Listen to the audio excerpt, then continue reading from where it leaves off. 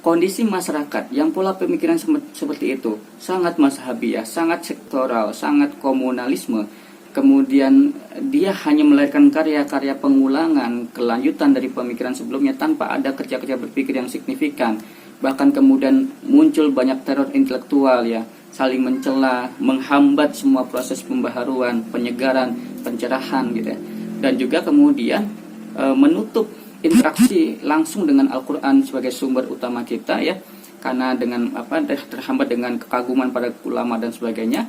Dan itu akan kita bisa membayangkan bagaimana kebijakan-kebijakan politik lahir dari pemikiran semacam itu, kebijakan sosial lahir dari pemikiran semacam itu.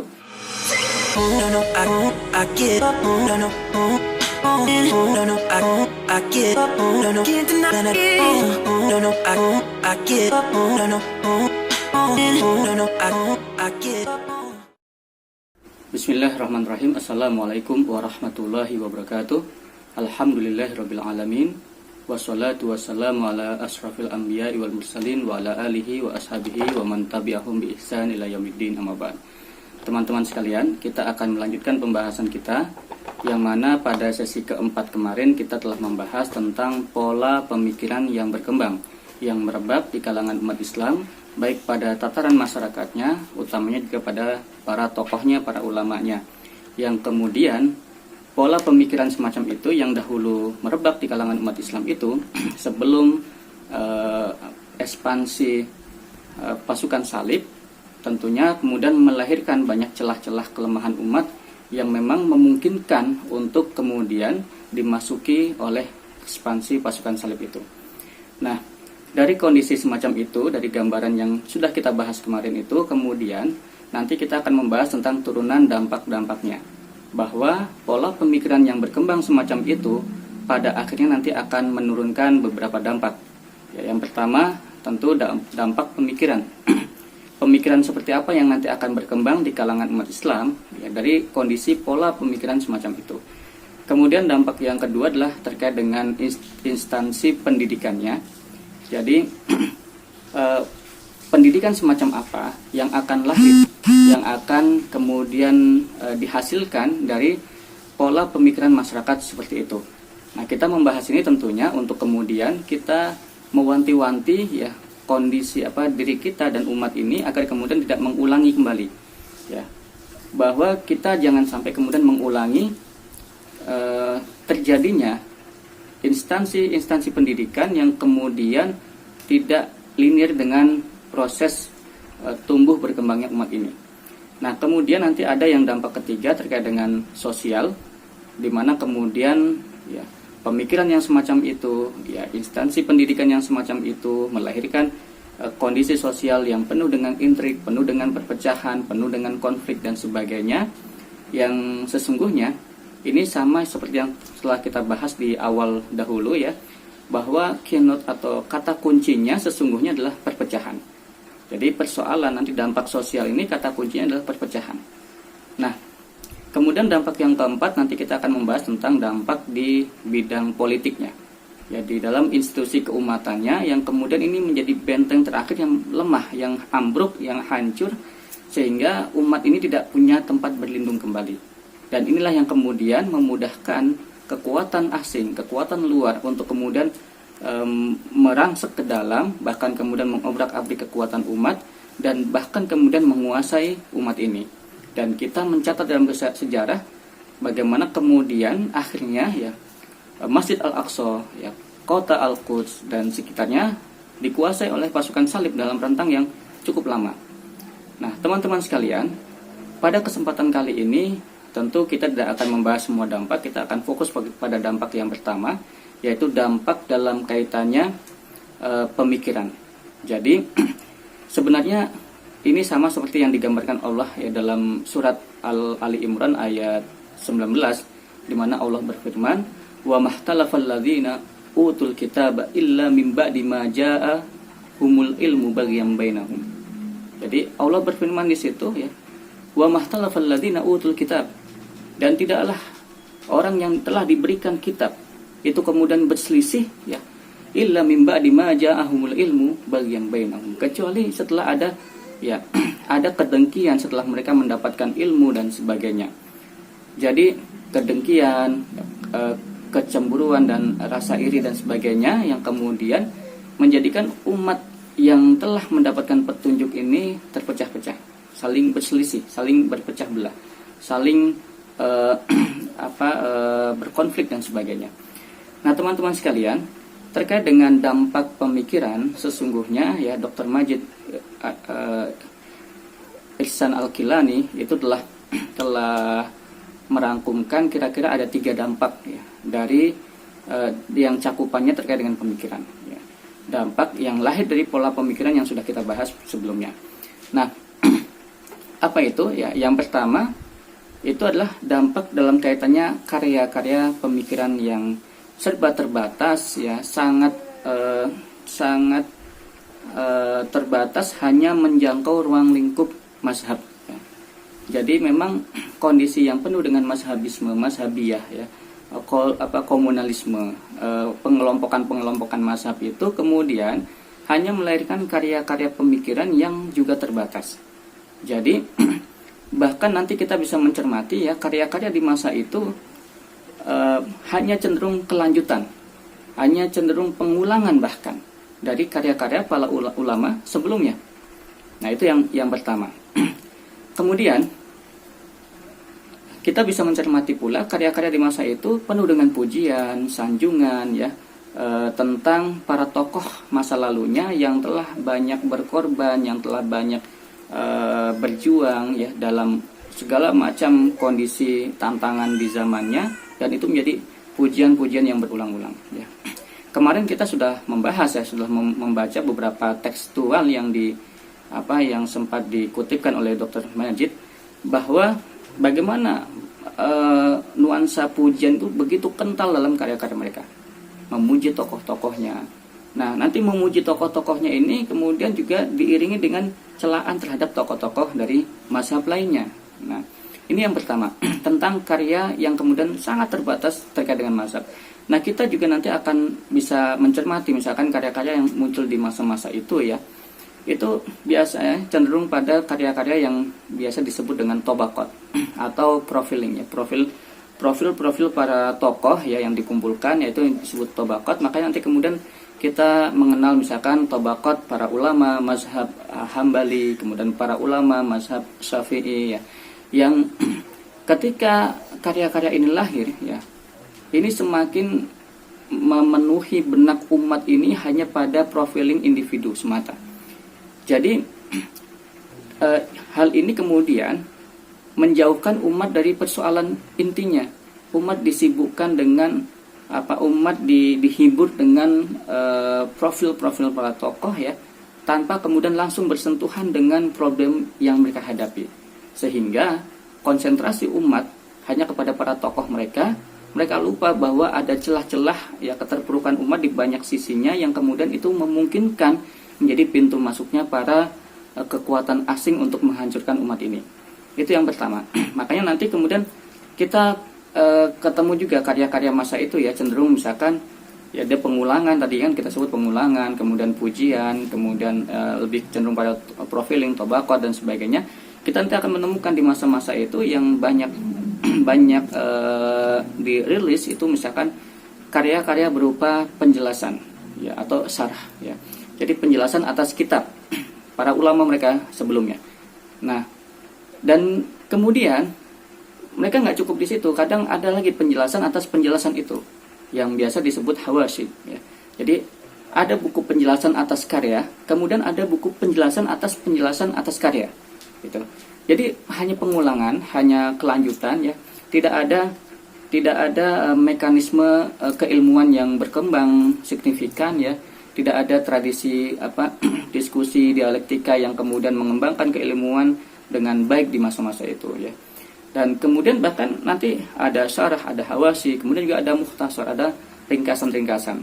Jadi ruang lingkup karyanya sebatas itu saja gitu.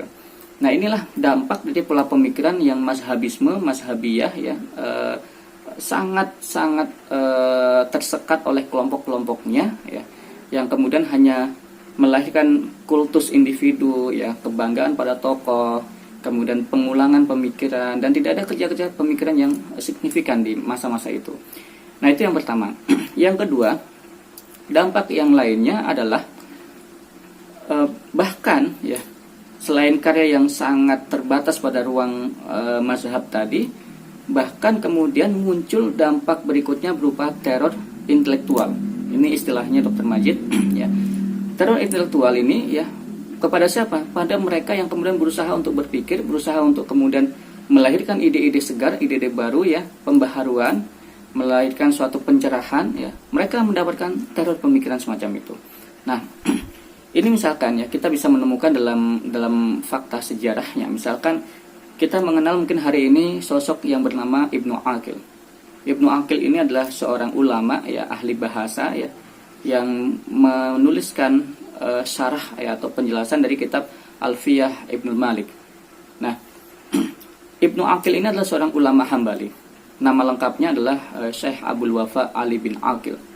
Jadi beliau ulama Hambali ya, tapi beliau sempat dikecam oleh ulama satu mazhabnya, oleh kaum atau pengikut mazhabnya. Kenapa? Karena beliau ya sering bertemu dengan seorang atau sosok tokoh dari Mu'tazilah.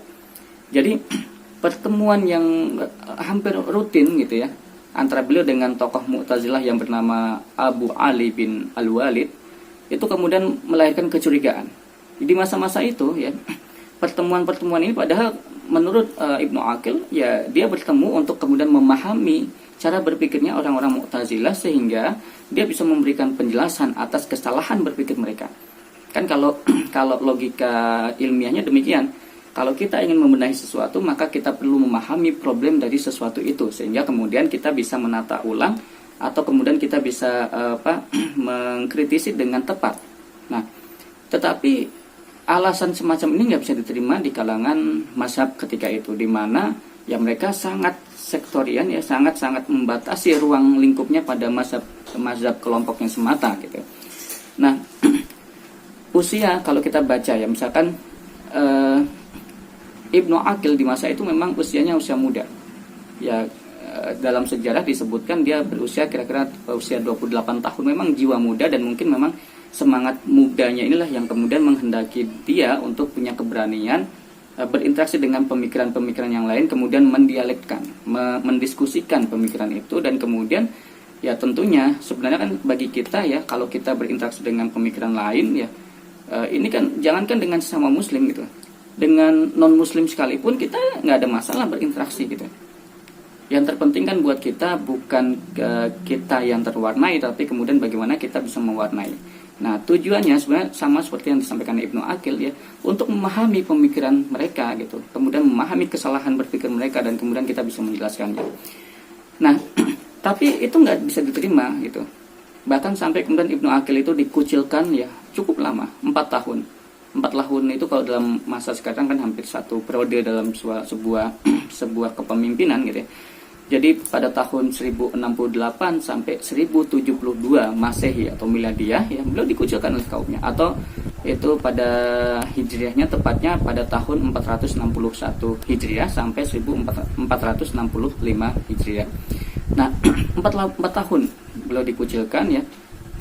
Nanti kita akan temukan ya bagaimana beliau menyampaikan ya, ini dikutipkan sama Dr. Majid ya, sebuah perkataan dari Ibnu Aqil. Kata beliau begini, sahabat-sahabat kami dari kalangan mazhab Hambali menghendaki agar saya menjauhi beberapa ulama. Gitu. Hal ini tentunya menghilangkan kesempatan saya untuk mendapat ilmu yang bermanfaat. Nah, perhatikan. Jadi tokoh-tokoh Hambali ya itu ingin Ibnu Aqil jauhi beberapa ulama yang mereka anggap tidak benar gitu ya. Padahal kata Ibnu Aqil ya, tentunya ya cara seperti itu menghilangkan kesempatan saya untuk mendapatkan ilmu yang bermanfaat. Sebab dari hasil diskusi tentu kita akan bisa mendapatkan kecerahan dan sebagainya ya. Dan tentu bukan dalam konteks kemudian kita melebur, tapi kemudian kita menemukan hal-hal baru yang kemudian kalau memang ada kesalahan dalam pemikiran lain, maka kita benahi dengan cara berpikir yang juga benar karena kita telah memahami persoalannya itu. Nah, dan ini bukan hanya di satu sisi mazhab, nanti di mazhab antar mazhab yang lainnya juga demikian. Nah, lalu yang ketiga, kata Dr. Majid ya, dampak yang ketiga adalah terkait dengan kondisi pola pemikiran masa itu, maka kemudian membuat mereka tidak lagi bersentuhan dengan Al-Quran dan As-Sunnah secara langsung. Ya. Yang ada apa?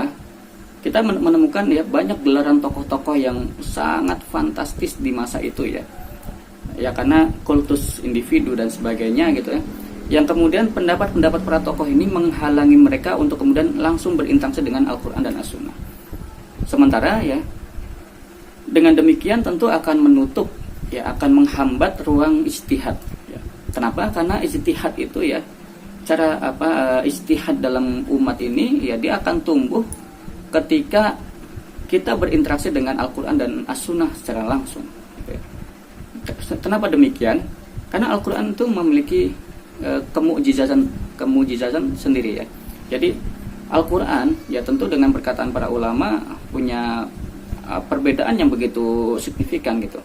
Al-Quran cocok di semua ruang dan waktu ya. Sementara perkataan ulama itu, ulama pada suatu zaman dengan zaman yang lainnya tentu seringkali tidak ada kecocokannya. Belum tentu suatu perkataan di suatu zaman itu bisa cocok untuk kita gunakan di zaman yang lainnya. Nah, jadi terhambat ya ijtihad, proses ijtihad di kalangan umat itu kemudian terhambat. Nah, kemudian yang kedua ya, kata Dr. Majid ya, syarat ijtihad itu selain interaksi dengan Al-Quran dan As-Sunnah juga kemudian kita berinteraksi dengan yang kita sebut sebagai afak atau alam semesta ini dan anfas kita atau jiwa-jiwa kita, yang mana di masa itu tidak mendapatkan perhatian yang utuh, yang maksimal ya. Concern mereka lebih pada tadi profiling individu ya, kekaguman pada pemikiran. Mereka lupa untuk menyeksamai ya penciptaan alam raya ini, kemudian apa yang terjadi dalam jiwa-jiwa mereka itu ya, kemudian merenunginya sebagai sebuah penyegaran keilmuan dan sebagainya. Nah, ini 3 dampak yang dirangkumkan oleh Dr. Majid dalam bukunya ya, Hakadha Zuharujil Salahuddin dan Hakadha Adatul Quds. Nah, di sini kita bisa paham ya, bagaimana kemudian ya, tentu nanti dampak-dampak pemikiran ini ya, ini akan berimbas ya dalam kebijakan-kebijakan politik, kebijakan sosial, kebijakan budaya. Kita bisa pikirkan kondisi masyarakat yang pola pemikiran seperti itu sangat mazhabiyah, sangat sektoral, sangat komunalisme. Kemudian dia hanya melahirkan karya-karya pengulangan, kelanjutan dari pemikiran sebelumnya tanpa ada kerja-kerja berpikir yang signifikan. Bahkan kemudian muncul banyak teror intelektual ya, saling mencela, menghambat semua proses pembaharuan, penyegaran, pencerahan gitu ya.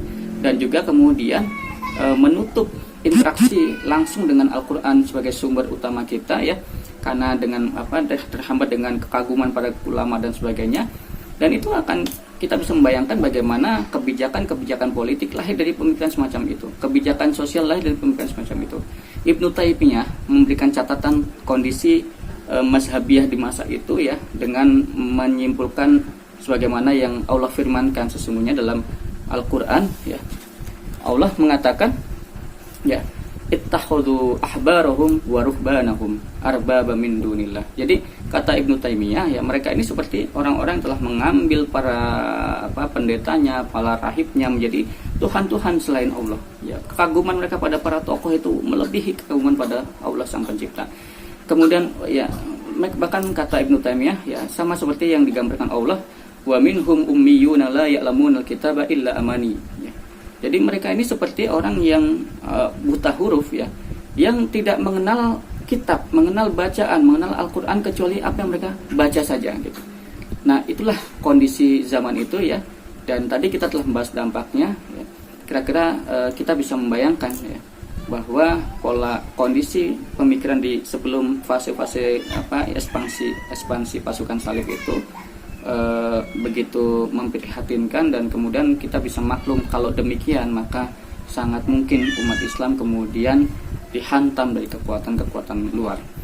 Saya kira ini kita cukupkan dulu. Kita akan lanjut pada dampak yang kedua, ketiga, dan keempat pada sesi berikutnya. Dan sampai di sini mudah-mudahan bermanfaat, dan terima kasih atas semua perhatiannya.